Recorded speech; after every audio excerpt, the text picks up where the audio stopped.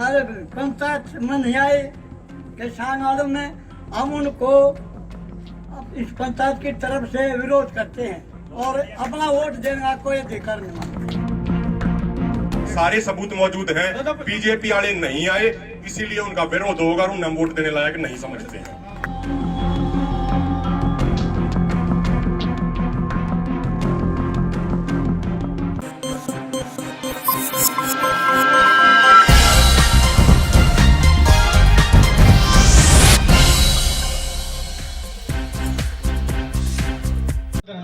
आप किसानों की आवाज उठाने का काम करते हो, जो बहुत ही अच्छी बात है।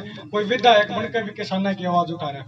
लेकिन आदरणीय, हम एक चीज जानना चाहते हैं, जैसे आप पहले 4 साल 5 साल जिला परिषद के चेयरमैन रहे, उस समय भी आप एक तरीके से सक्रिय राजनीति में आ ही चुके थे, तो उस समय कहीं ना कहीं इस चीज की कमी रही। जो आज जितना आप किसानों के बीच में जा रहे हो, किसानों के आंदोलन तो उस समय से भी चल रहे हैं। हम थोड़ा सा जानना चाहते हैं कि फिर राजनेताओं पर विश्वास जनता का कैसे बने।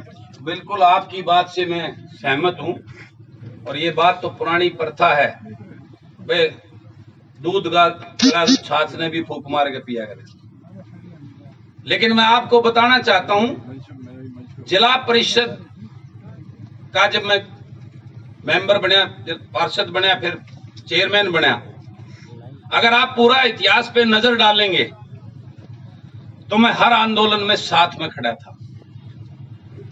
हमारा जो आंदोलन था उसमें जितना योगदान इस रोहतक जिले में, वो भी हमारे समाज का था, उसका नाम ना लेके मैंने सबसे था पीछे, लेकिन सबसे महत्वपूर्ण भूमिका मैंने उसमें निभाई थी। इस बात को मेरे ख्याल सब जानते हैं।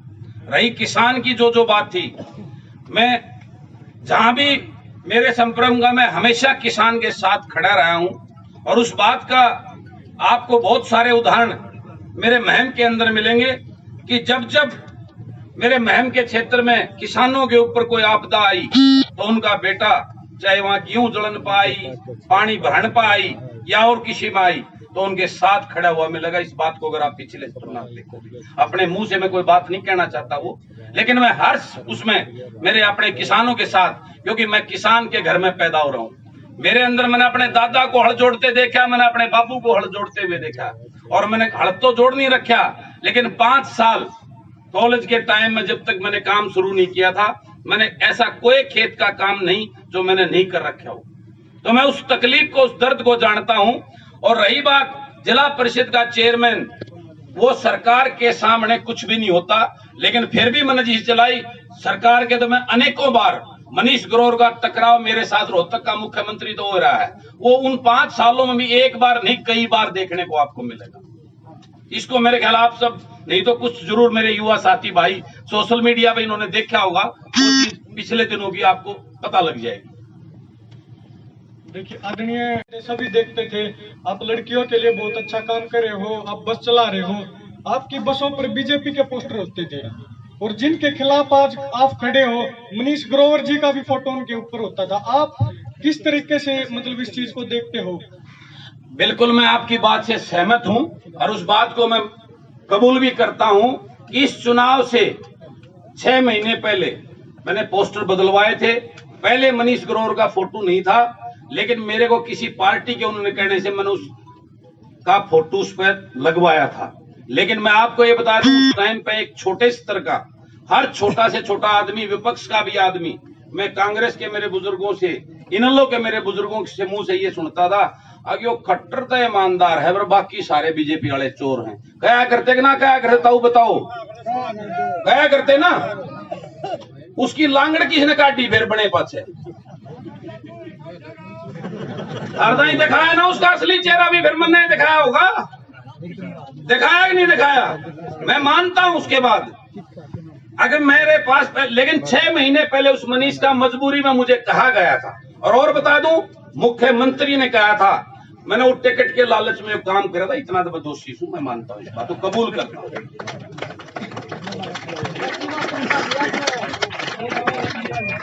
ठीक है जी। आगे वो चाचा खट्टर तो ईमानदार से, बाकी चोर से, और उस चक्कर में बड़े पाछे वो इतने गठड़ी बांध के ले गया 10,000 करोड़ के घोटाले, तो मैं न्यू मान के गया था कि वो चाचा खट्टर मैंने शाबाशी देगा, वाह बेटे वाह, पर मेरा बेटा सरदार है, वो पाया उसका जब लेख्या था उधर देखा। तो वह बात सारी आपके सामने सारी आ रही है। और मैंने बात कौन देखी, अगमैन गेला ब्लैकमेलिंग करके, जब 72 विधानसभा में उन्होंने क्लीन चिट ली तो 12 अंतीय घोषणा कर दी थी, इन तक चोरा थे, उल्टा लेता हूं अपना समर्थन कराया था नहीं कराया था ना, तो कई दिन पूरे जाऊंगे थोड़ा नाराज हुए, वो मैंने पटावे कि मैं लोभ लालच दें, उसका बाहर लिकड़ते हैं दिया था मीडिया के सामने। तो इस बात के लिए मेरी नीयत जो अगर तब मान्या करते नहीं, मैं भी मान्या करता, उस चक्कर में मैं भी था, इस बात न मानू।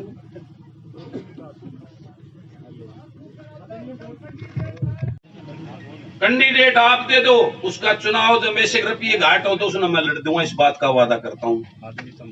आदमी तुम दो, आदमी तुम दो, या सरकार रुपया वाली है, वो पूर्व मुख्यमंत्री घने रुपया वाला इनते भी, उन्हें रुपया खातर उसमें चुनाव नहीं आने दूंगा, उसी गेल खड़ा होगा लड़ू। बहुत बहुत धन्यवाद आदरणीय। उसके लिए मैं वादा करता हूं, उसका साथ देगा, उसके कंधे से कंधा मिला के उसका चुनाव लड़ूंगा आपके साथ। आदरणीय आपका बहुत बहुत धन्यवाद।